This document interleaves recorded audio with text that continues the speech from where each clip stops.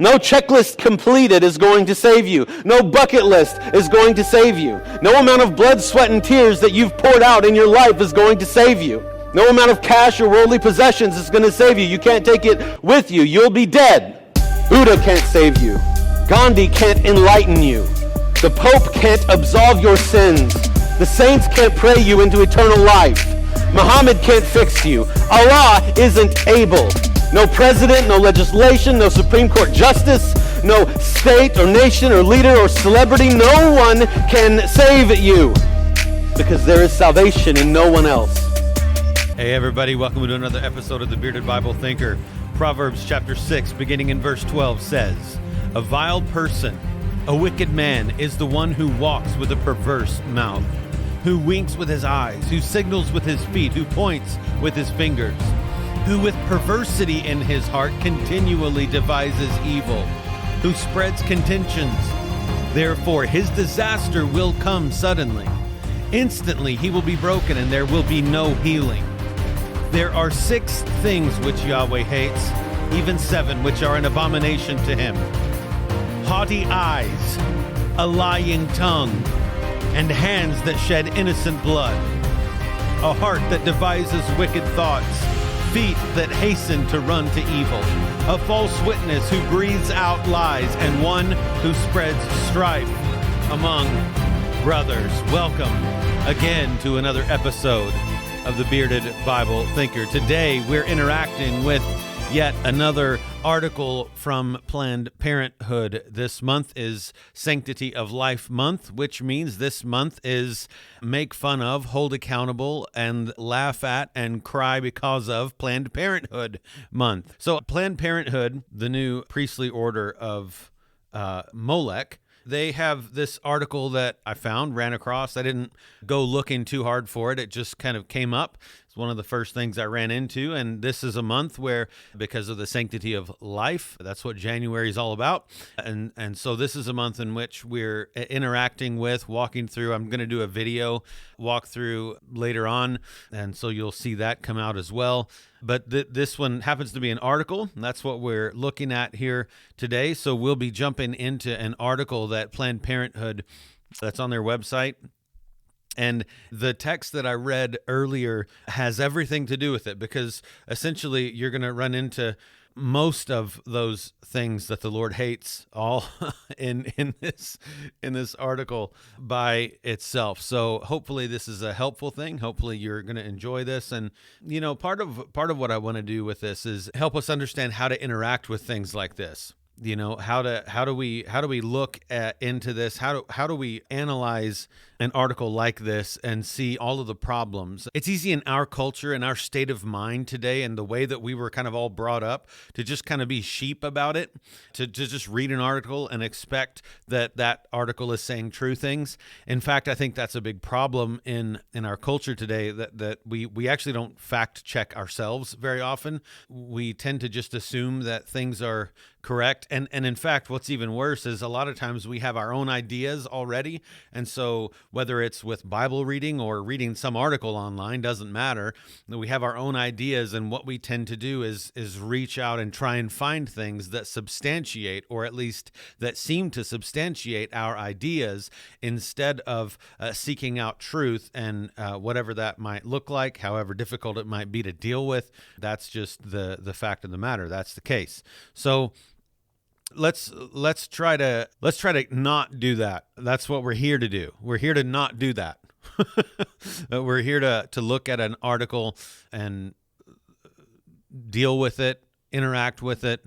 This article, so again, you see from Planned Parenthood's website, I'm going to take it into reader mode here to make it a little bit easier for you and me both. This article is entitled, "The Abortion Rights Lie Detector.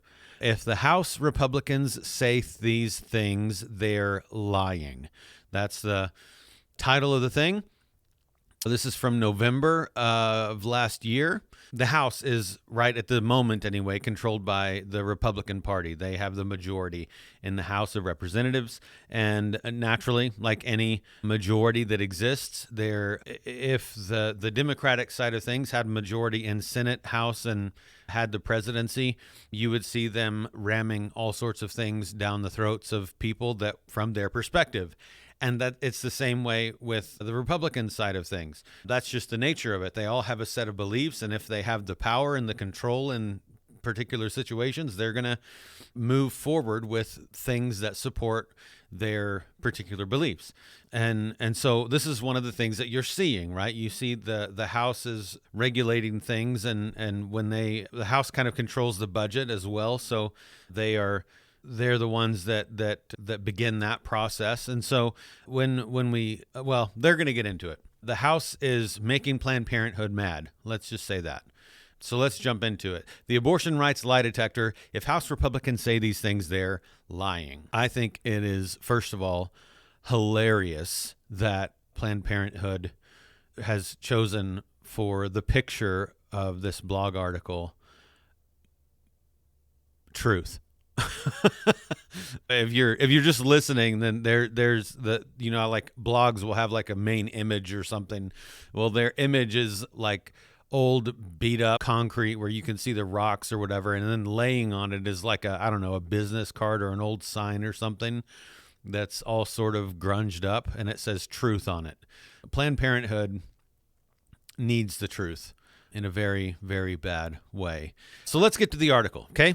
Some members of the anti-abortion rights majority in the House have seen the writing on the wall and are rhetorically trying to distance themselves from their decades-long effort to control our bodies and lives by banning abortion and restricting access to sexual and reproductive health care.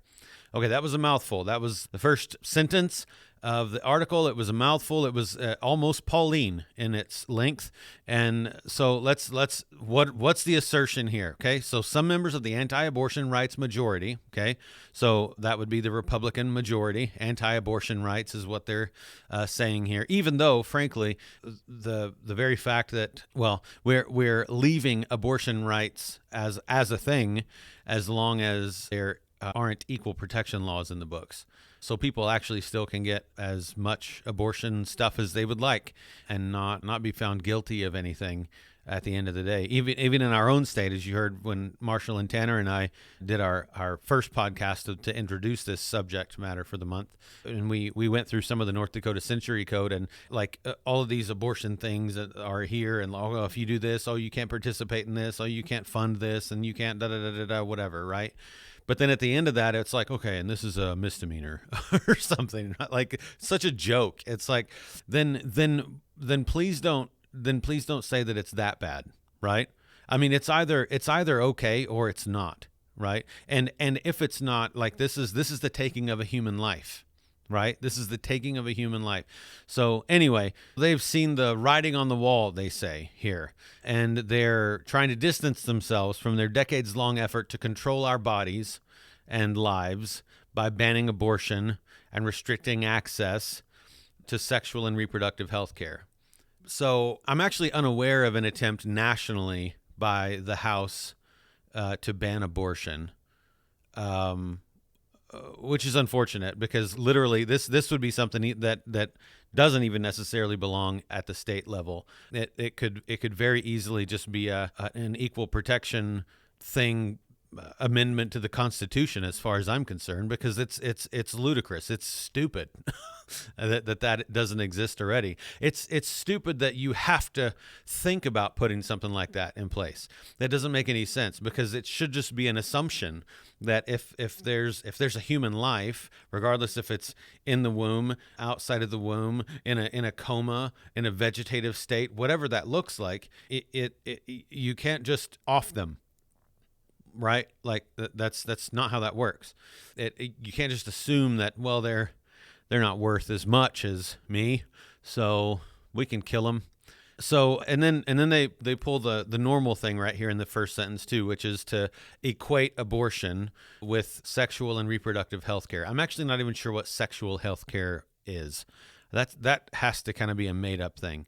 Reproductive health, I could see like sexual education or something like that, or I don't know. Maybe I'm wrong. I could be wrong. I haven't thought through that, but reproductive health care, I guess I understand that. They don't. We would differ in our definitions of what is reproductive health care. It certainly doesn't include abortion. Reproductive health care would be things, in my mind, like helping with all of our might a mother and father who have thus far not been able to have children and have dealt with infertility have children. I think that's reproductive health care. There you go. Reproductive health care might include helping facilitate the bringing forth of a human life, but should not include taking one, and probably not even hindering one from developing. So let's continue. Throughout the fiscal year 24 budget process, these members of Congress have tried to force through cuts to critical programs and bills with prison policy, with good grief, poisoned pill policies. I should start reading more often. So they've tried to force through cuts to critical programs and bills with poison pill policies. So the reality is, first of all, the Republicans in the House have a narrow majority, and things like this would have to go through the Senate and the president. So, like, frankly, anything that either side is doing right now is just a flex move. Nobody is going to get anything accomplished in our entire government. No one's going to get anything, like nothing is going to happen, because neither side has the power or the inclination to cooperate with the other side.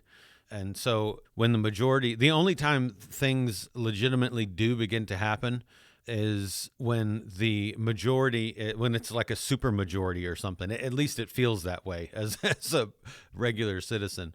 So when they say that they've tried to force through cuts to critical programs, I mean, I don't know what they mean by that, like force through cuts to critical programs, because anybody with any kind of, like, I paid attention in social studies for 30 minutes should know that they actually don't have the power to force through cuts to critical programs, even if they wanted to. The most they could do is try to stalemate something that's important to the other team, and unless the other team is willing to concede something on this team or whatever, right? That and that's what they do with, like, the government shutdowns all the time and that sort of thing. But so they're trying to force through, they say, cuts to critical programs and bills with poison pill policies. I don't know what any of that means. That's a lot of jargon. I don't know what critical programs they're talking about. Maybe they'll say that. I don't know what would make a program critical as far as Planned Parenthood is concerned, but that would worry me because they're murderers. And bills with poison pill policies. I wonder if that has something to do with the abortion pill. I'm not sure. Anyway, as the deadline to pass annual funding bills before a government shutdown looms, so again, there you go, the government shutdown thing comes up. Some politicians are coming to terms with the resounding rebuke of their agenda by voters in this year's November election. Yet House Speaker Mike Johnson is still pushing the majority's dangerous partisan funding bills through the House. Okay. House Speaker Mike Johnson. So what Planned Parenthood is saying is, even though everyone in America spoke up and said, we want abortion, and they did that at the voting booth, even though that happened with a resounding rebuke, they say, by voters, House Speaker Mike Johnson is still pushing the majority's dangerous partisan funding bills through the House. And so let me say something about this. So I don't know if you are someone who's watching this and you remember, or you watched our, again, beginning of the month episode with Tanner and Marshall and I about this, but Mike Johnson is friendly toward pro-life, but I would say that he actually doesn't even go far enough. He stood in the way and tore to pieces, essentially, with pressure and threats at the state level from his national position. He put pressure on state legislators, I forget which state, Louisiana, I think, and stopped an equal protection bill.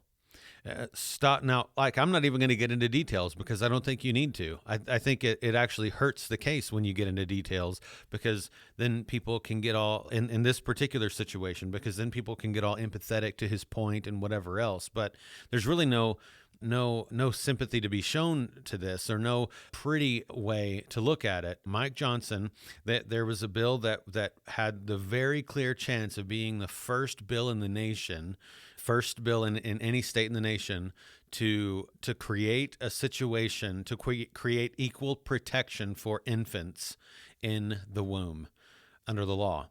And Mike Johnson shut it down. So he's in that instance, I would say, like, for Mike Johnson, who's I do believe who is a fellow Christian and a brother, I just think that this was such a misguided, bad thing that he did. And to be blunt, whenever that law, if it would have been voted past all the things, whenever that law would have taken place, Mike Johnson actually shares some of the murderous responsibility for every innocent life that is taken from that point, from that date, whenever that would have been, on until it's abolished. And like, man, what a thing to wear on your conscience. What a thing to bear on your shoulders. That's just a terrible thing. But I get what they're saying. As far as Planned Parenthood goes, Mike Johnson is on the side of pro-life, and is to the point that he's a crazy person for wanting to be pro-life at all, because Planned Parenthood is absolutely not pro-life in any sense of the word. So anyway, let's jump ahead. And we must be prepared for the lies these politicians will tell to attempt to cover their records. They've said what they've said, and they've done what they've done, and we have the receipts. Isn't that a fun statement? We have the receipts.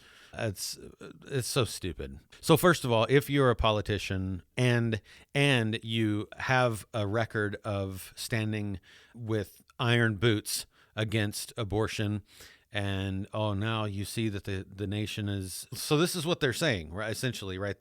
Their picture of this is the nation is now rising up, and they're pro-abortion, and they're pro these rights and all of this stuff, and they're rising up, and now these politicians are like, oh crap, what do we do now? We gotta, I'm actually for abortion. I'm for, no, it's fine.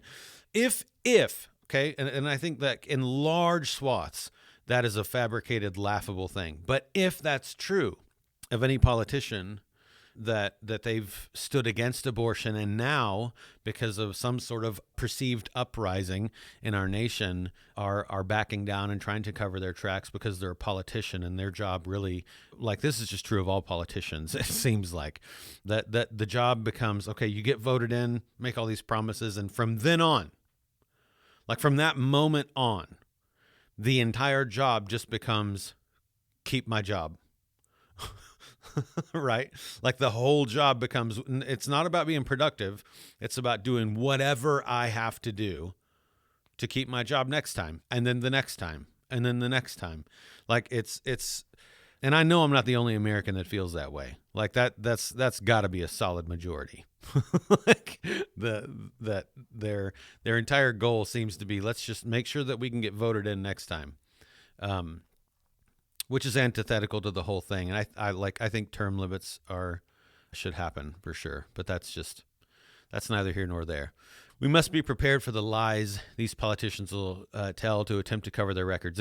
If you're a politician and you've stood against abortion, now you see some perceived rising up saying this is bad, and you're freaking out, and you attempt to cover your tracks, then you need to repent and believe the gospel, because that's not what Christians do. That's not what people who like that. That's you stand up in the face of adversity. You stand up for right when wrong is the majority. And I understand that, like, at the end of the day too, those people in whether it's in the House or the Senate, either one, they represent people from a state. And in fact, this is a pet peeve. Okay, so this is maybe a bit of a rant for a second, but they represent people in a state. they aren't allowed to have opinions because their opinions don't matter.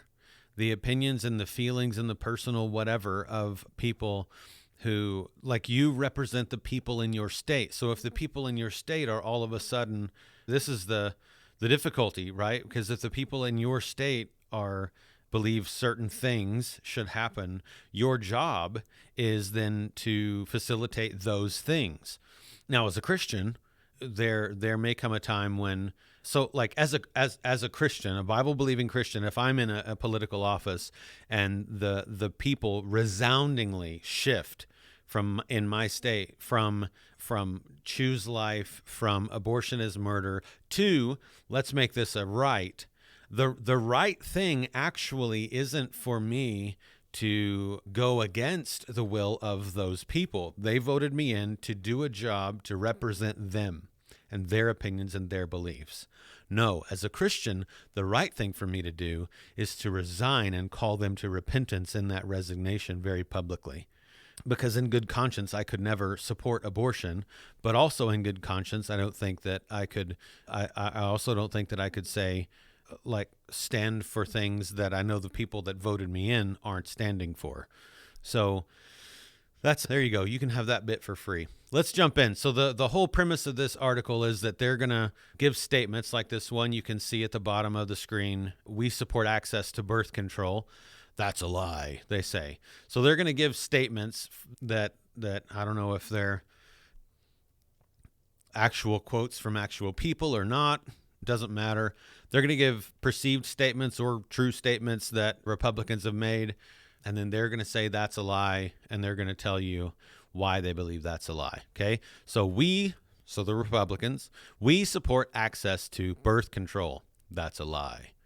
Okay, here's so the truth is, anti-abortion House members completely eliminated funding for Title X in the Labor HHS appropriations bill.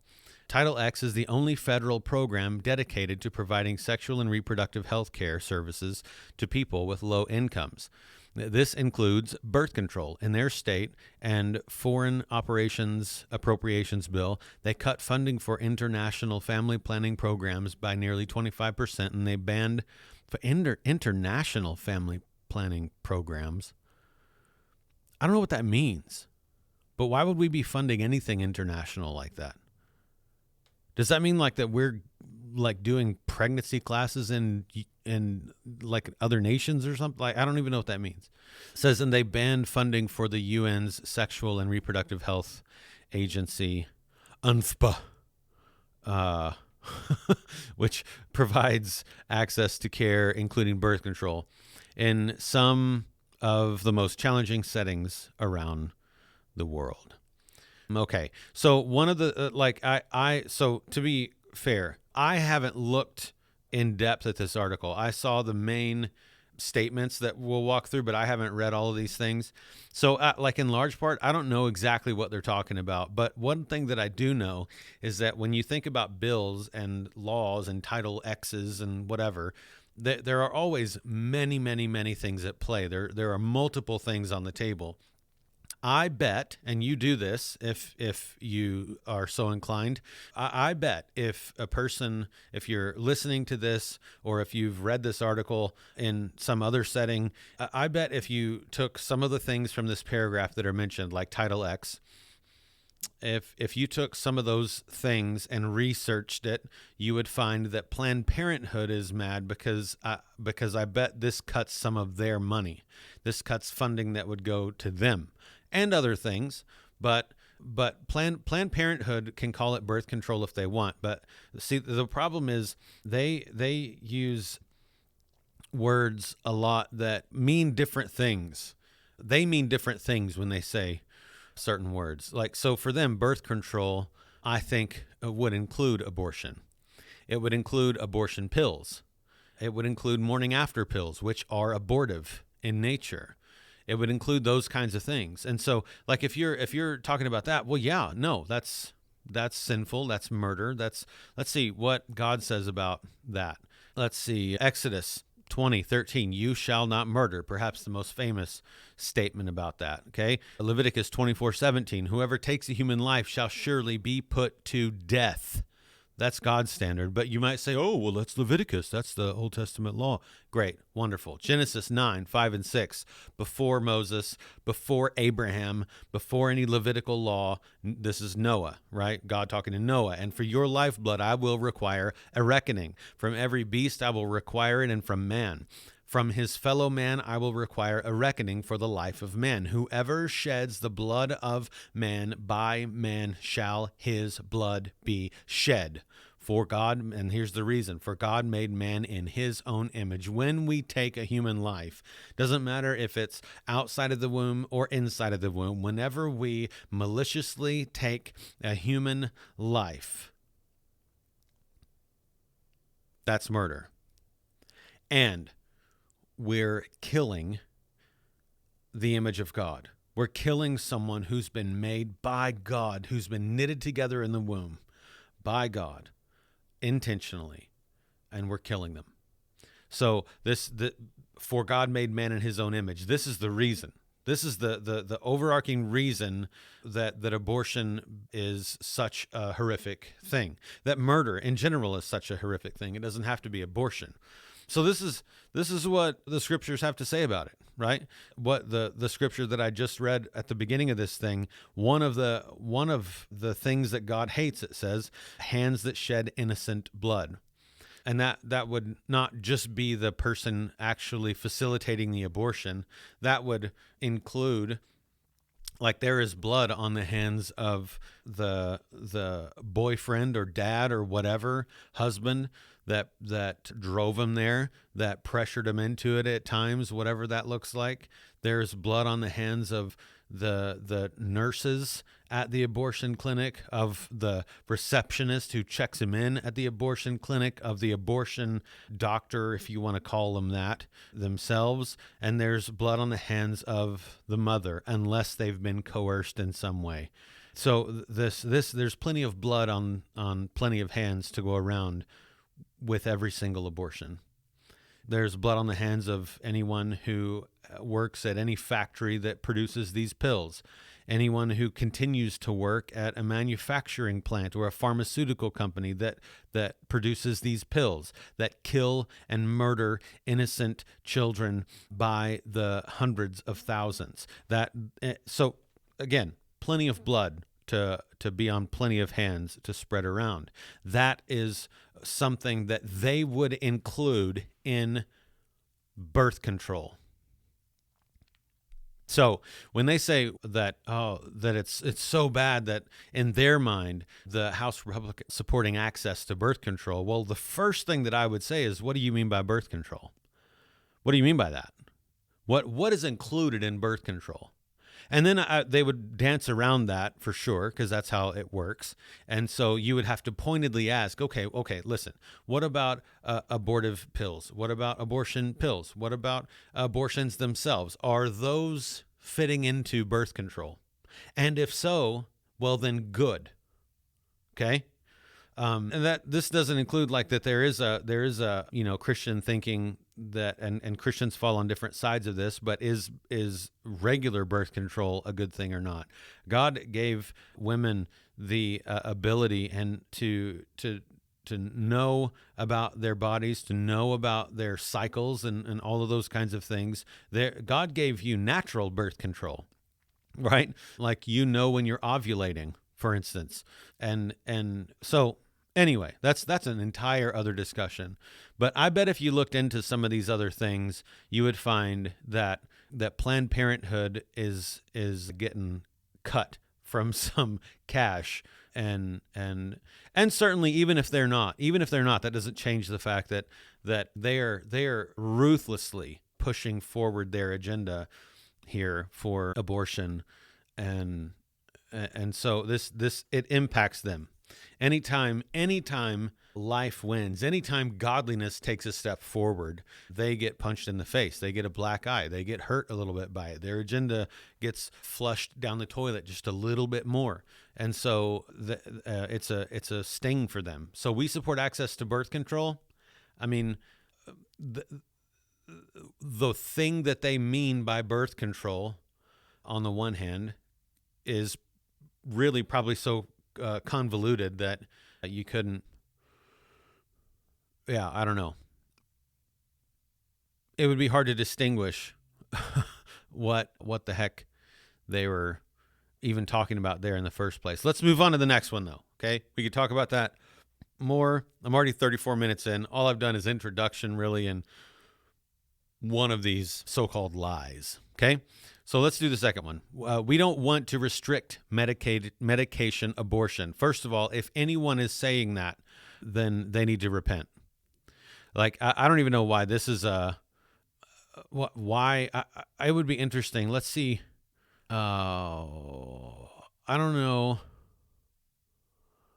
Why? I wish I knew if there was a person behind these particular quotes, or if they're just making this up and no one actually said this out loud. Because oh my gosh, I can't believe this is one of the things I forgot. I haven't read this in a while, or read these things in a while. So, but we don't want to restrict medication abortion. Okay. Well, so absolutely we should restrict medication abortion. I don't know who's saying that. If somebody, that might be a straw man, it might not be. If someone is actually saying that, they need to repent. They're advocating for murder. Okay. I think all you have to do is replace the word abortion with murder, which is still just as accurate. It's just as correct. It's biblically accurate. It's biologically accurate. It's just the truth. We don't want to restrict medication murder. Well, that's a terrible thing to say. Well, that's a terrible thing to say. And so if that's also a lie, as they assert here, then praise God that that's a lie. Okay, let's read their paragraph, their defense of that. They say the truth is, in April, nearly 150 members of Congress called on the Supreme Court to restrict medication abortion, following the 67 in the House who asked the courts to overturn FDA approval of mifepristone. I might be saying that wrong. I don't know. The abortion pill, or an abortion pill, entirely. So they 67. Let's see. Following the 67 in the House who asked the courts to overturn FDA approval for this abortion pill entirely. And then it says House Republicans included a provision to restrict medication abortion in the fiscal year 2024 Agriculture, Rural Development, Food and Drug Administration, and related agencies bill, which they passed out of committee along party lines. This bill has already failed once, and some are scared to vote for this obviously unpopular agenda. And House Speaker Mike Johnson is still planning on a vote on this spending bill again. So this has everything to do with the abortion pill. And again, I think all a person has to do is replace that word, that nearly 150 members of Congress called on the Supreme Court to restrict medication murder. Okay, all of a sudden that sounds like it's okay, fine. I don't know why you'd have to do that, but great. Okay. So following the 67 in the House who asked the courts to overturn FDA approval of medication murder entirely. Okay. Good for them, right? House Republicans included a provision to restrict medication murder in the fiscal year 20. So as soon as you actually just say the same exact stinking thing in a different way, that's not as accepted or acceptable, you're saying the same thing. And all of a sudden, these people sound like heroes. All of a sudden, this thing seems actually pretty ludicrous. Like, why would you even have to call on Congress or call on the Supreme Court or vote in Congress to restrict murdering someone with a pill? Right? That's stupid. It's stupid. It's stupid that we even have to have a vote about things like that. And it's definitely stupid to just change the word from murder to abortion and assume that it means something different, because it doesn't. And in fact, a lot of folks who are in support of abortion today, a lot of folks who are in support of that actually will embrace that now. People are beginning on that side of things. People are beginning to embrace that and not care still. The amount of videos out there on social media of young women holding up signs, talking about like marching outside of things, talking about how I murdered my baby and it doesn't even matter. And the amount of those kinds of things. Now, I realize, and we've talked about this, we talked about it in our first episode this month. I realize that there are plenty of cases also in which young women have been fooled by the system and actually don't know the seriousness of what they're doing. I realize that there are young women who, even if they do realize the seriousness of what they're doing, they're afraid because they're pressured, right, from an enraged boyfriend that's frightened, or mom and dad who are pressuring them. I get that there's actual coercion, and in those instances then those young women are victims. Okay, so that is a thing. But the law already protects people who are coerced into murder, for instance, against their will. The law already protects people for that.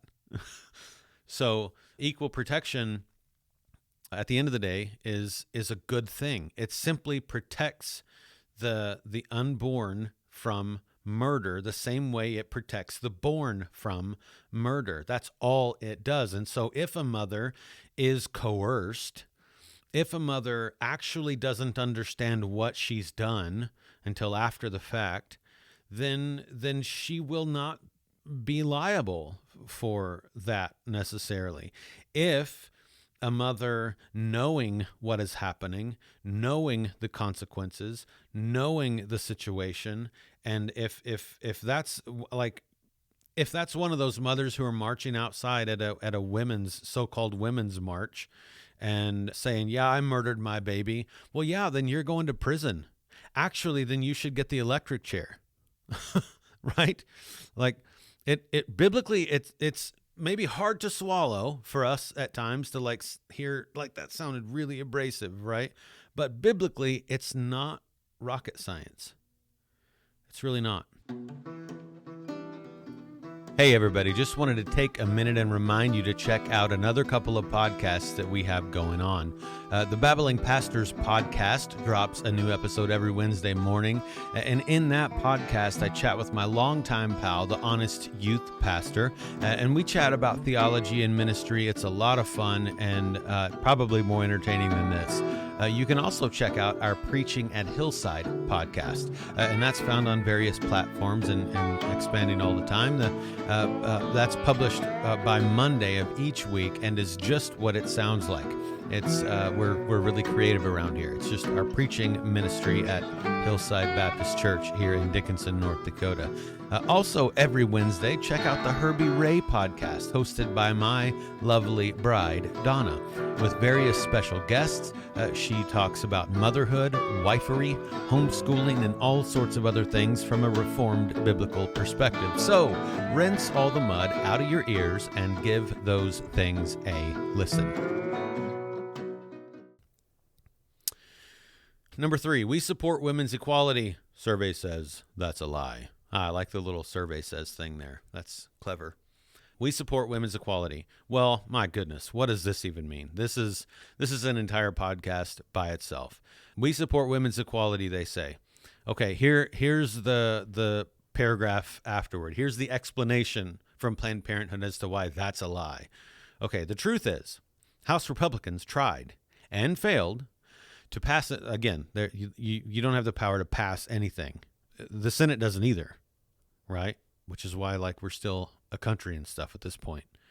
House Republicans tried and failed to pass an amendment to defund the White House Gender Policy Council in their annual financial services funding bill. What in the crap is a Gender Policy Council? Okay, the White House, I just jumped over here for a second. The White House Gender Policy, this is whitehouse.gov. The White House Gender Policy Council was established by President Biden to advance gender equity and equality in both domestic and foreign policy development and implementation. The GPC covers a range of issues, including economic security, health, gender-based violence, and education, with a focus on gender equity and equality and particular attention to the barriers faced by women and girls. You mean like in sports? It also plays an essential role in the president's efforts to advance equity in government policy for those who face discrimination and bias based on multiple factors, including members of the Black, Latina, Native American, AAPI. I don't know what AAPI is. And LGBTQI plus communities, as well as persons with disabilities. This is actually hilarious. There are already contradictions in here. First of all, he like President Biden wrote this. They, and that's a plural word, by the way. They are the ones who are changing. They're the ones who are grouping people based on the tint of their skin here and some background information. Not notice anyway. My goodness. Okay, and the T here. This T here actually has created a situation in the nation in which even the liberal feminism world, like no one, Matt Walsh, who, I think, at times he's kind of a pompous windbag at times, right? But his documentary, What is a Woman? Now, again, this isn't something I'm not even going to tell you to watch it necessarily. I'm definitely not going to tell you to watch it around children, but he does make a really solid point, right? That like no one even wants to answer the question anymore in this leftist kind of group. What is a woman? That's the whole premise of the documentary. It's him going around to some specific places intentionally and asking, what is a woman? And people are like, well, I don't know. A woman is whatever, whatever they want to be. Like no one can say it, right? And then at the very end, he asks his wife in the kitchen or something, like as they're standing there in the kitchen, and he says to her, hey, what is a woman? And she just looks at him like he's an idiot and says, an adult human female. Like, so the T that I've highlighted here, the T has made this barriers faced by women and girls irrelevant among this crowd.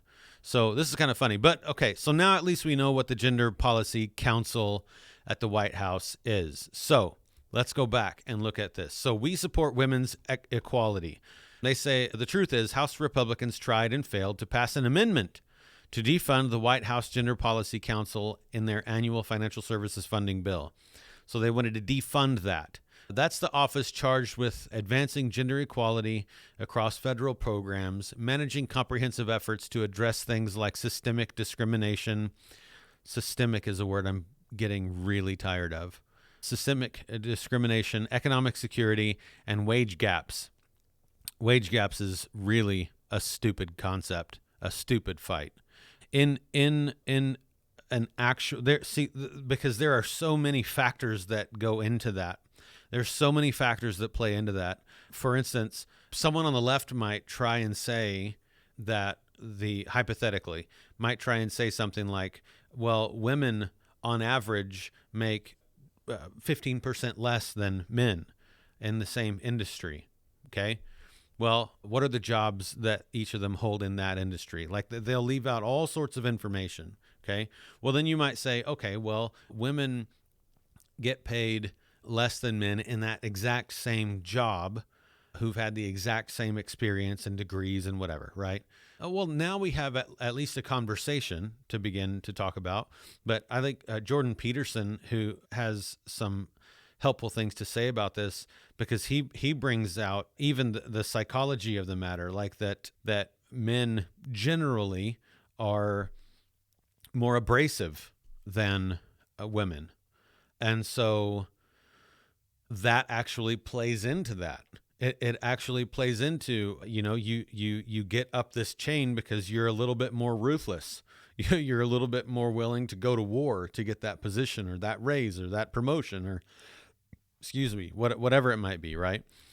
So there are so many things that play into that, but they'll just randomly say wage gaps in an article like this, as if this is a major place where inequality happens. And inequality is like, if we're just talking about equal dignity, equal in worth, equal in like so many areas, wonderful.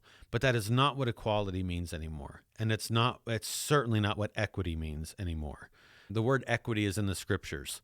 And I like anymore, whenever I read Bible verses that have the word equity in them, God help me, it kind of makes me cringe, because I know that in our world today, this has connotations. It for so many people, this word has now changed to mean something else, and so they're just going to use the word gender-based violence. I don't know what that means. Are we protecting transgenderism here, or are we talking about domestic violence, right? Which, I mean, I can get on board with that. Like if someone is a woman beater, yeah, beat him back, right? He should pay for the government. That's what the government is for, right? To punish evil and reward good. That's the most basic reason for government in the scriptures. And so this is, of course, if that's what they mean by that, wonderful. The problem is you don't ever know what the heck Planned Parenthood and that whole side of the argument, you don't ever know what they mean by things. And this is the big one: access to comprehensive health care. So that's just a bunch of words to say access to abortion, because that's really what they mean by, that's what they care about. That's what they mean by that, because that's how Planned Parenthood makes their bank. That really is. They talk about, oh, we do well woman checks, and we do this, and we'll do that, and we hand over regular non-abortive birth control pills. We do family planning. Wonderful. That's like 0.1% of the crap that they do. They make their money off of abortions. They make their bank off of abortions. They retire when they're older because of abortion, not because of this other stuff that they claim is a bunch of their business. When they say access to comprehensive health care, they're talking about abortion, including sexual and reproductive health, right? Like they even added more words to say the word abortion. The vast majority of House Republicans voted to, I'm getting fired up. This really fires me up, this subject. It makes me so mad because, too, I think that there's also something that's insulting about the whole thing, because they just assume that the person reading this is just stupid. They just assume that the person reading this is ignorant and stupid, too stupid to look it up themselves, too ignorant to know what they're actually talking about. And to be fair, they're probably right about a lot of people who would read this, but we've got to get better at that. We've got to stop that. We've got to stop being ignorant. We've got to stop being ignorant on purpose. We've got to stop we've got to become skeptical a little bit, right? It's a healthy skepticism is really warranted in our nation, in our culture, and even in our churches today. Okay, it says the vast majority of House Republicans voted to block its funding, as Leader Jeffries explained. This is yet another attempt to restrict reproductive freedom and bring us closer to a nationwide abortion ban.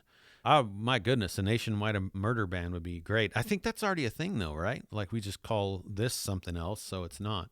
This is yet another attempt to restrict reproductive freedom. Now, that is the first time we've run across that phrase in this article. Reproductive freedom is bigger than abortion. Reproductive freedom says I can have sex with anyone I want, anytime I want, and shouldn't have any consequences for it, period.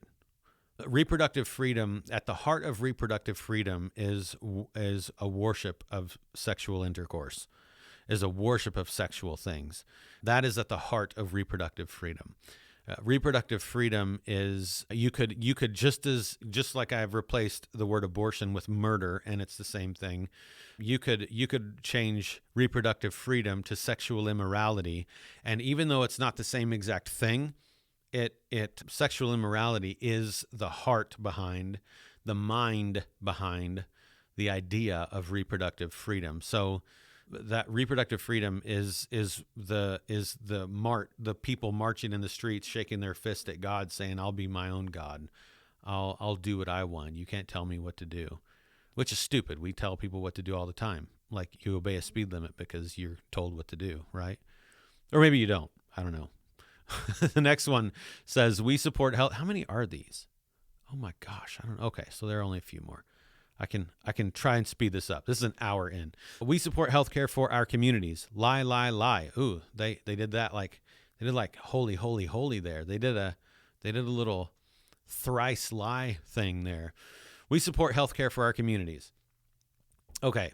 Again, I don't know what actual Republican actually uttered these words or if it's just a straw man. However, that is a statement that's wonderful. We support healthcare for our communities. The truth is, Speaker Johnson is aiming to pass a measure of defund Planned Parenthood health centers to defund Planned Parenthood health. So, yeah, but that's because they're not healthcare.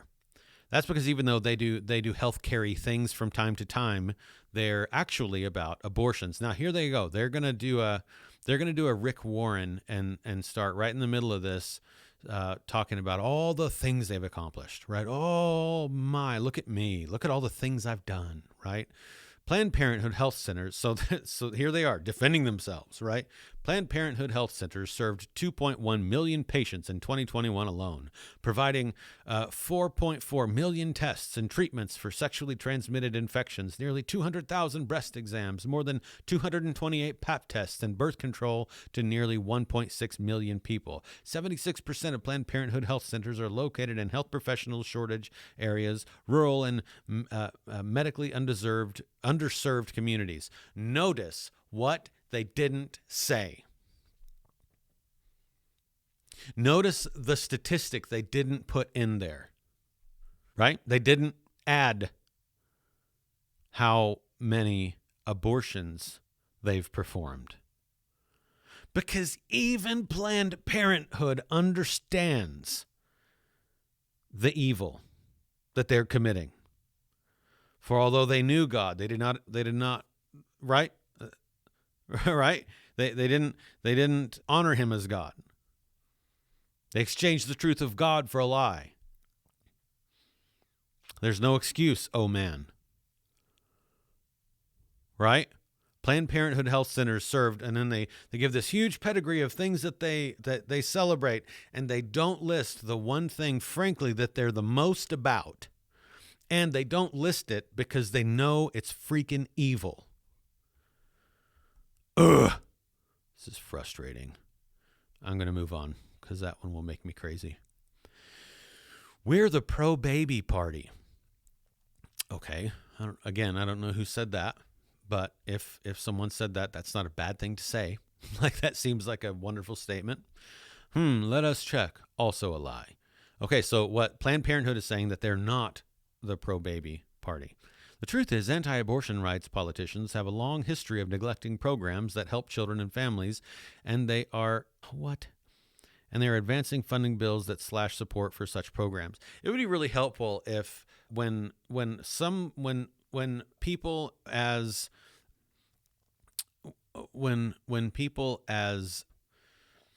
with such prestige and, let's say, cultural affluence as Planned Parenthood make a major statement like this, like anti-abortion rights politicians have a long history of neglecting programs that help children and families, and they're advancing funding bills that slash support for such programs.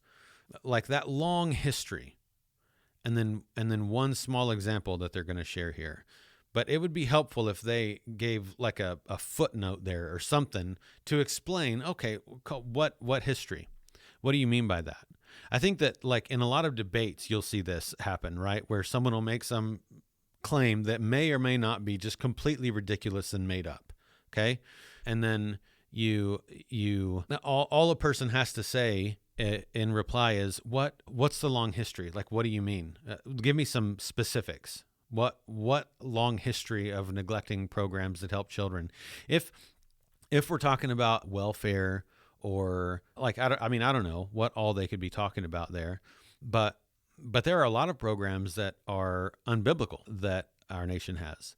There are a lot of programs that actually don't help anyone get back on any foot.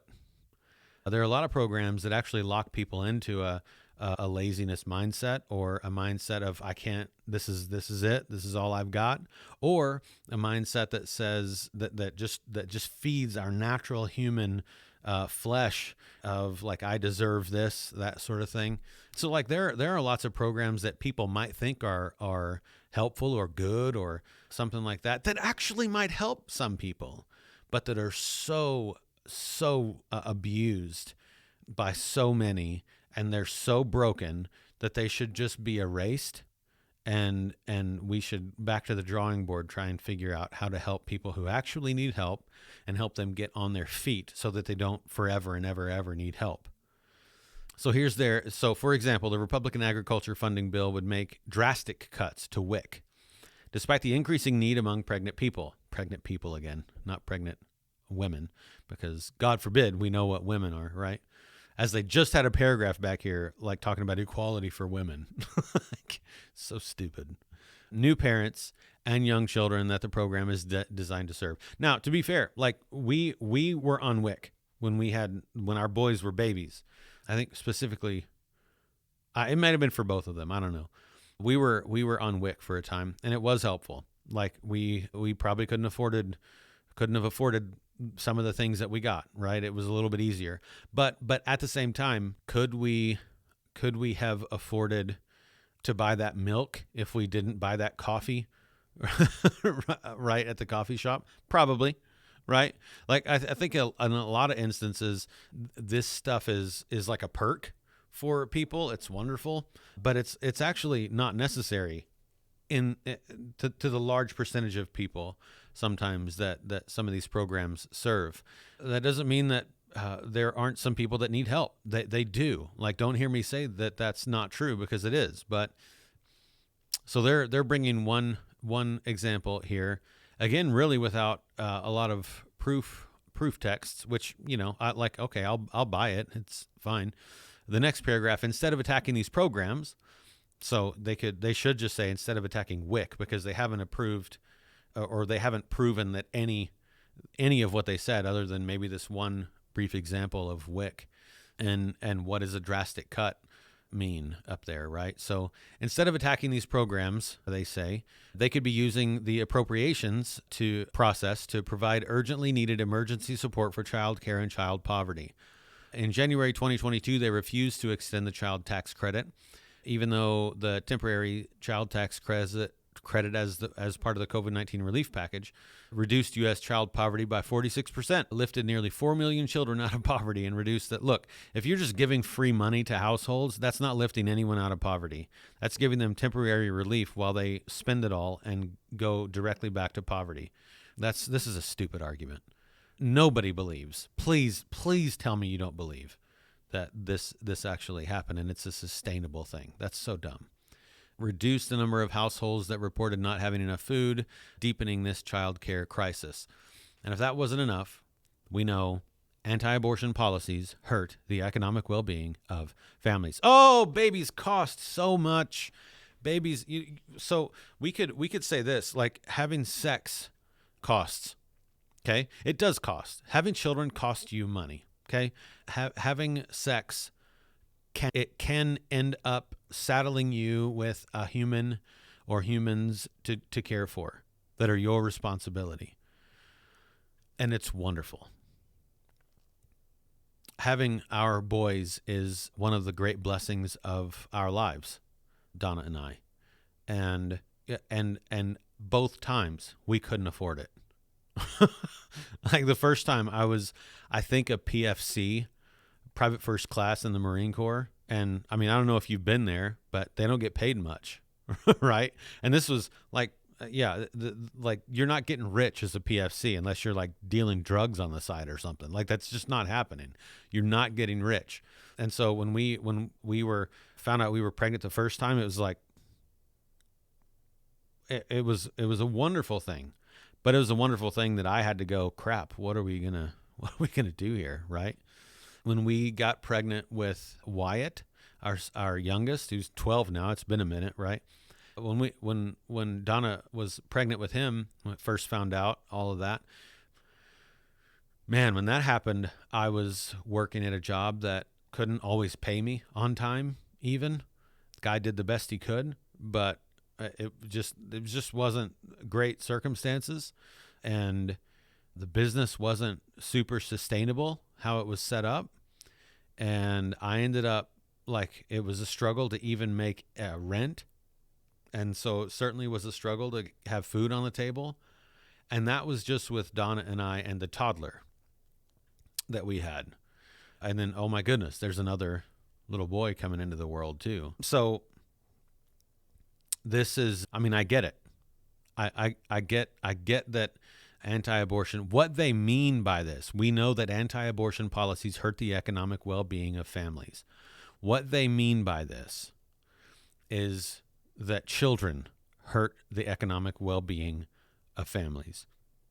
What they mean by this is that people should have the right to have children whenever they want and not before that, which they have. It's called abstinence or responsible sexual behavior. That it's really not rocket science. Like, God's been talking about this for a long time now.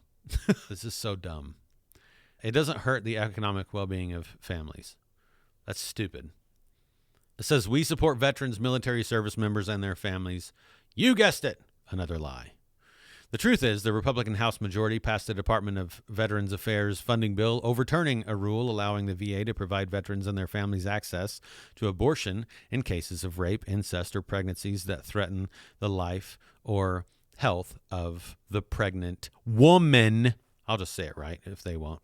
They're also using the annual defense policy bill to attack access to abortion and gender-affirming care for service members. Listen, oh my gosh, this is a pet peeve. This is a whole other podcast, so I'm just going to say it once, okay?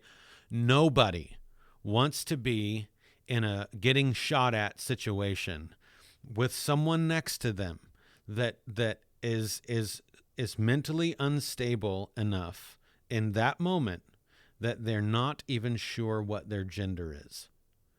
Now, that is probably the most offensive thing to most of the world in all of the things that I've said in this podcast. But there's some stinking truth to that, okay? If someone is, so that is either, and I've said this in another podcast, that is either gender dysphoria, which is a mental illness that needs counseling and care and figuring out, okay? It's either that, it's either gender dysphoria, or it is someone who is so confused about life, who so wants to be accepted that they have no idea who they are, and they're so confused. And if that's the case, then you don't need that particular person next to you in a foxhole, to use the lingo. That's putting your life at risk, and that's now a liability. And it would be just as true to say that having someone who just found out that their wife cheated on them and they spent all their money and burned their house down, like, that guy is also going to probably be a liability next to you, okay? And in the moment, this is a crisis going on in the military right now because they can't recruit enough people. I wonder why that is, right? Because the annual defense policy bill to attack access to abortion and gender-affirming care, wokeness, all of these things that are being shoved down the throats of even service members. Why do you think? Why do you think you can't recruit enough people? That's stupid. Oofda. That's what I'm going to leave you with today. It's a North Dakota term that, well, you just look it up. Oofda.